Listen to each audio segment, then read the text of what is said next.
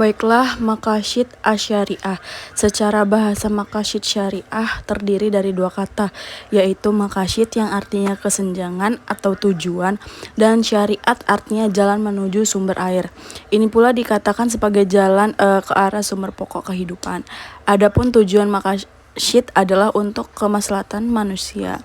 Kemaslahatan dapat terrealisasikan dengan baik jika 5 pokok diwujudkan dan dipelihara, yaitu pertama agama, kedua jiwa, ketiga keturunan, dan keempat akal, yang kelima ada harta.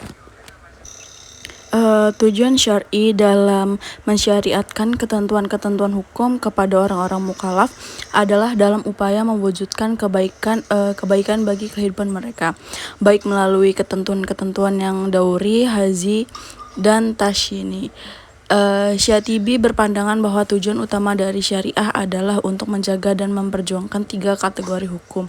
Tujuan dari 3 kategori tersebut adalah untuk memastikan bahwa kemaslahatan kaum muslimin baik di dunia maupun di akhirat terwujud dengan cara yang terbaik kepada Tuhan berbuat demi kebaikan hambanya. Kemaslahatan yang ingin diselesaikan adalah memiliki syariat seperti berikut. Pertama, masalah itu harus real atau berdasarkan prediksi yang kuat dan bukan khayalan. Yang kedua, maslahat yang ingin diwujudkan harus benar-benar dapat diterima akal.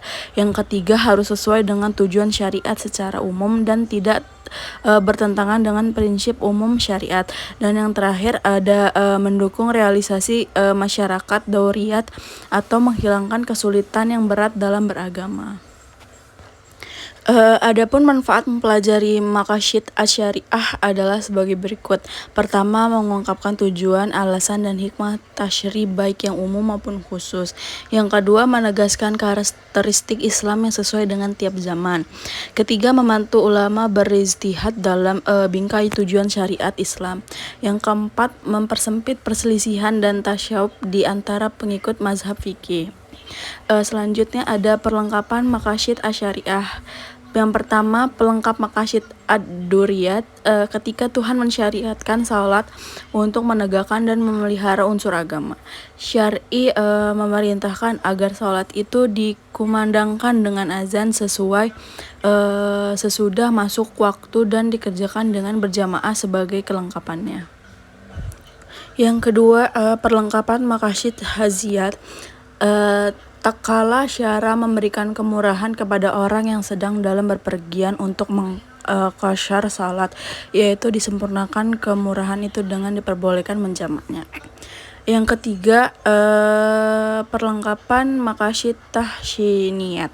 Syar'i mewajibkan bersuci untuk menegakkan urusan tasyini. Kemudian kewajiban bersuci itu disempurnakan dengan aturan-aturan sunat bagi bersuci. Tak kala syar'i mensunatkan menyembelih hewan kurban, disempurnakan perintah itu agar binatang yang dikurbankan dipilih dari binatang yang tidak cacat. Selanjutnya ada perantara-pentara maqasid asy-syariah. Sebagaimana dijelaskan dengan berulang kali bahwa tujuan hukum berundang-undang ialah untuk mewujudkan kemaslahatan dan menolak kemudaratan bagi manusia. Maksud tersebut dapat terwujud karena perintah dan kewajiban syariat dilaksanakan dengan sebaik-baiknya dan dijauhi segala larangannya. Pengetahuan dan pemahaman yang benar mengenai sebab-sebab perintah itu dikeluarkan menjadi pendukung utama untuk menaati perintah syariat. Karena sebab-sebab syariat dikeluarkan selalu mengikuti status hukum musabahnya. Artinya jika status hukum musabahnya adalah wajib, maka wajib pula hukum sebab yang terjadi perantaranya. Tak ada bedanya dengan perintah-perintah syariat, larangan, dan mempunyai perantara yang mengantar pada perubahan itu terlarang. Tidak logis apabila suatu perbuatan itu dilarang sedang perantaranya diperbolehkan. Oleh karena itu, perantara atau wasilah dari suatu larangan yang kuat seharusnya mengikuti status hukum yang diperantarai, yakni terlarang juga.